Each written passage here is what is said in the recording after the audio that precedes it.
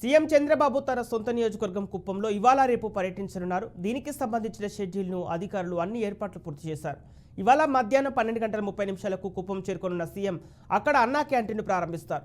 రాత్రి R&B అతిథి గృహంలో బస చేస్తారు. రేపు ప్రజల నుంచి విజ్ఞప్తులు స్వీకరిస్తారు. ఇక ఆ రోజు సాయంత్రం తిరిగి అమరావతి చేరుకుంటారు.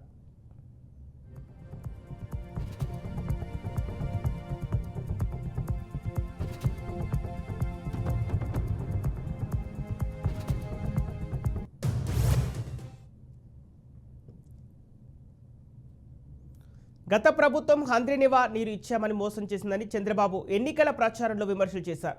కుప్పం నియోజకవర్గానికి హంద్రీనివా నుంచి నీరు రప్పించేందుకు ఏర్పాట్లు చేస్తున్నారని చెబుతున్నారు.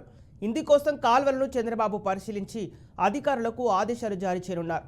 దీంతో పాటు పెండింగ్లో ఉన్న దీర్ఘకాలిక సమస్యలను కూడా పరిష్కరించేందుకు ప్రయత్నిస్తున్నారు.